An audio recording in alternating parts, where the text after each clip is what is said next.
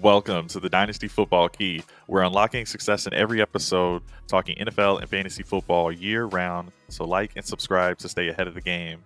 Today we are going to do a rookie mock draft, 5 rounds. But first, I wanted to announce that I've got a new Discord channel as well as a new Patreon.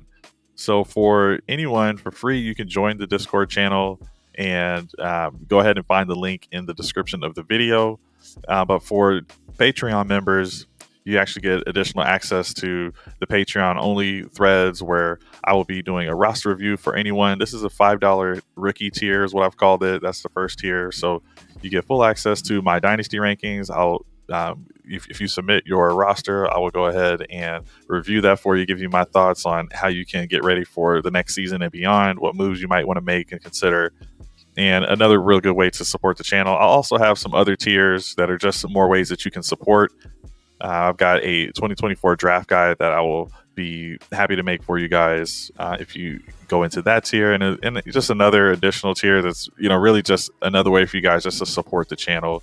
But here I'm happy to do a one-on-one call. I can shadow you in a draft to make sure that you feel confident in the picks you're making, or really just talk strategy, whatever it is you need to succeed in your league.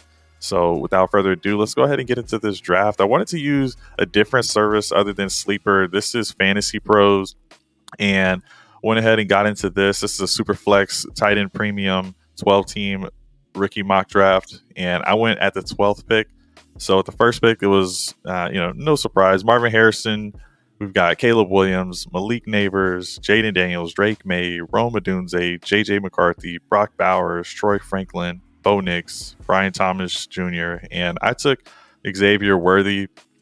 And XAVIER Worthy absolutely just melted our faces with that combine where he had the fastest recorded speed of any player. So, not surprised that he's going to be potentially a first rounder in the real NFL. And yeah, we know that most of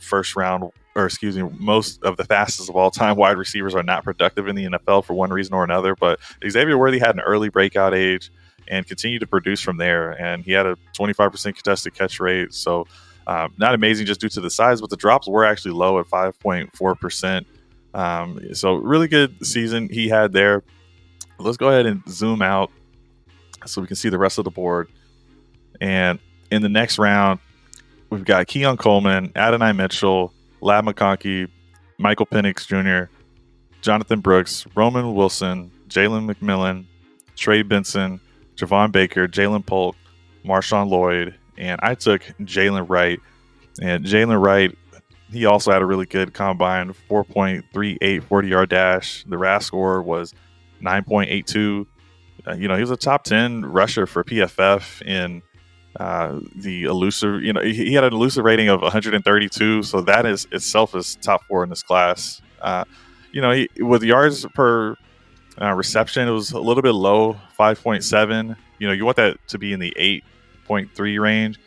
But he did show that he can catch, really quick, shifty running back.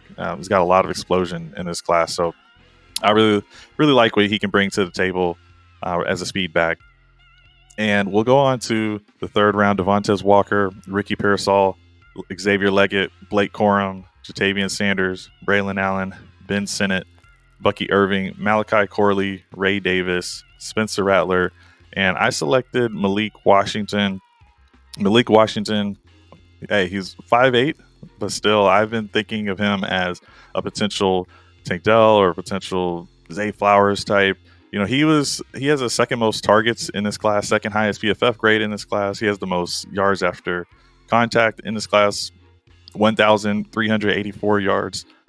Really, really nice statistics there. Really was a big producer. And even before he moved on to Virginia, he was top 35 in NCAA for wide receivers in 2022. And this past season, he was one of the second best. So really, really good size and strength, even though he is smaller. He's a really stout build, and I think he can handle contact and the physicality of the NFL to really win at all 3 levels, even though we do project him as a slot player just due to the size and not necessarily having the same speed as some of these other players.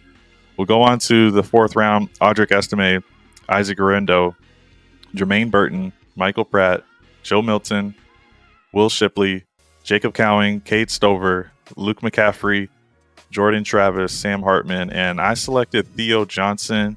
Theo Johnson has either the number 1 or number 2 RAS score of all time, 6'6", 259 pounds, really a prototypical size for a tight end, and he had a lot of good speed. So with the tight ends, they're not necessarily used a ton in the NCAA in college because they're just not asked to do a lot. It's more wide receivers and running backs and just, ball security and things like that. The tight ends are asked to block primarily. He can do that and a lot more. So he needs to go to the right team where they can develop him, but he has all of the skill set already within him to perform. We'll go to the fifth and final round. Isaiah Davis, Dylan Lobby, Jaheim Bell, Brendan Rice, Johnny Wilson, Cornelius Johnson, Jamari Thrash, Cody Schrader, Kamani Vidal, Dylan Johnson, Dallin Holker, and I selected Frank Gore Jr., running back out of Southern Miss. Frank Gore, he has some interesting analytical numbers. He showed he could be successful at the next level. He played for some, just okay teams in college, but he was able to produce in those situations, had some good numbers, and he really does seem to be potentially a running back that the NFL would give a shot on just based on the lineage. I saw Frank Gore Sr. at the combine. He's I believe he's got a job in the NFL, kind of doing some scouting. So I wouldn't be surprised if at least he can find a way to get his son on the team.